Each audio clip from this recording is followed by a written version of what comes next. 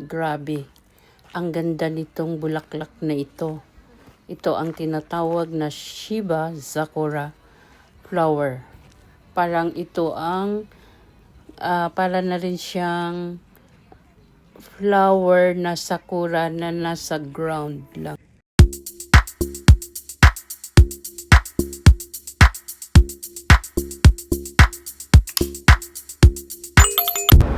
Hello guys, good morning.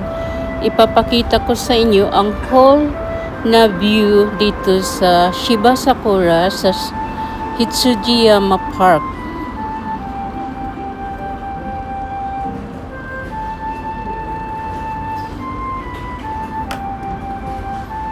Dito guys, umiikot ako, nilalakad ko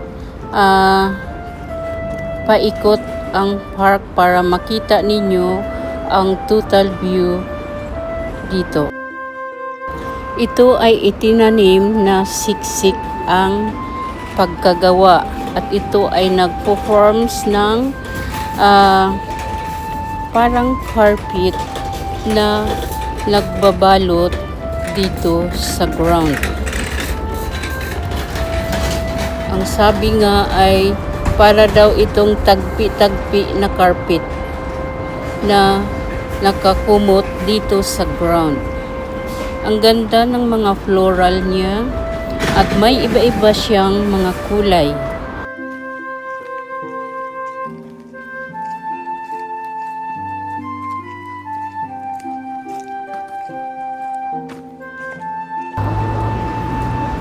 Napakaganda niyang tingnan maging sa malayo or sa malapit.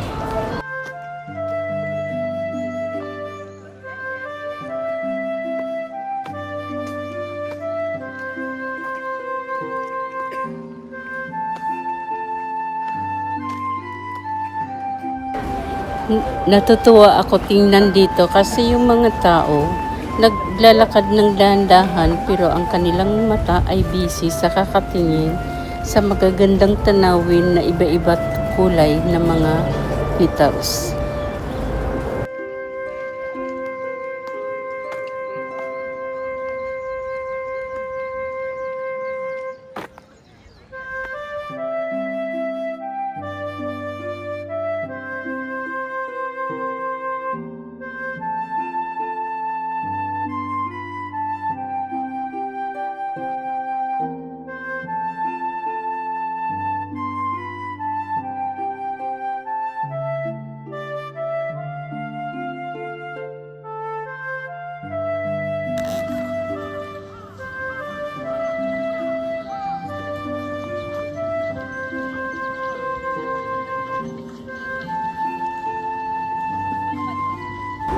Dito, kinukunan ko si Inday habang siya ay naglalakad paikot. Ayan siya.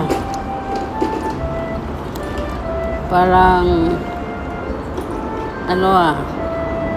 parang relax. Ayan, marami ding mga tao guys na naglalakad at namamasyal dito sa Hitsujiyama Park. Yan na, pakaway-kaway na si Inday.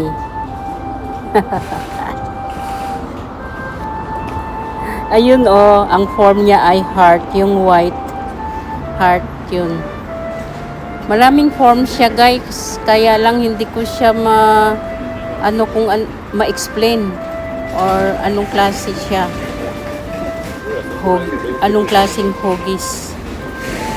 Yan na, tapos na si Inday, nakakyat na sa taas.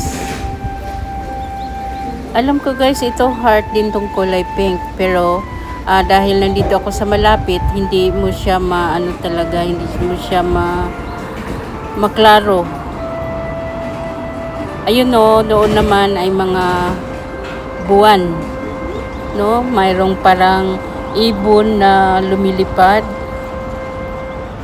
At meron din diyang mga triangle or square na style. Ayun heart. Kitang-kita talaga yung heart na puti. Meron din diyang half moon.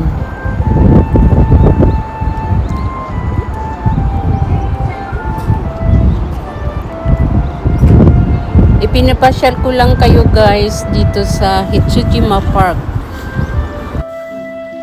Itong mount na to ay ano siya, yung nandito kasi ito sa Mount Boko.